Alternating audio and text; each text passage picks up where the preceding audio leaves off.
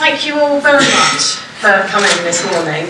Well, I think we should be aiming for bold change in how we support our beneficiaries and how we deliver social value, just I think organisations are doing in their day-to-day lives in terms of delivering for their customers and for profit. The application of new ideas generated at the intersection of insight and invention, which leads to the creation of social or economic value. Now those four parts then are insights. How can we understand the context in which we're working? How can we learn from the communities we're working with?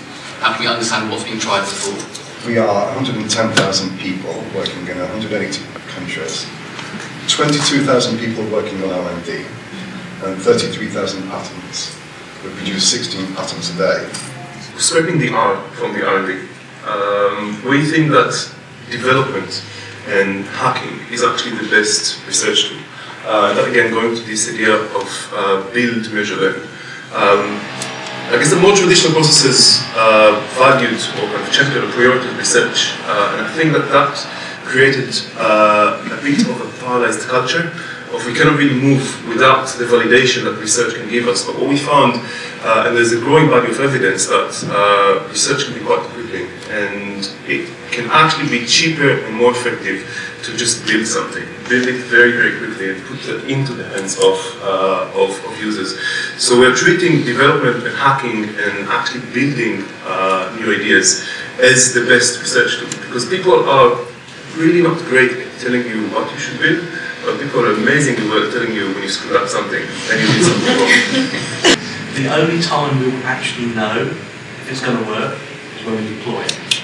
And that's another reason why you start focused, you start small, you start simple. And if it fails, no harm. Focus on what's important. And it's really profound.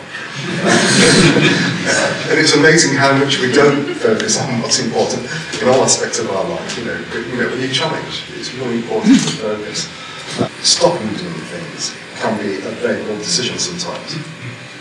Just say, we're not going to do that anymore.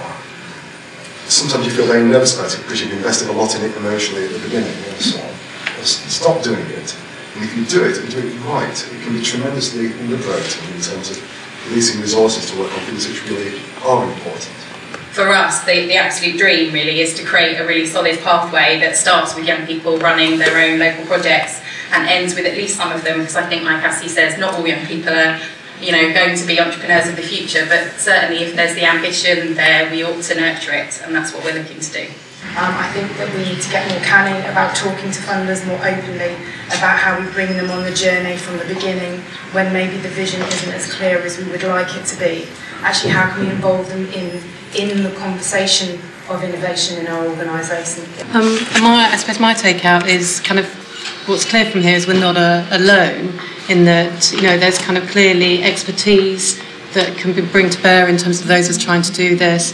There's kind of support to try and take these things on together, and there is also how we work with young people and our beneficiaries, and that's always been YouthNet's approach, and that's what I passionately believe, that kind of we can do a lot more of these things better together.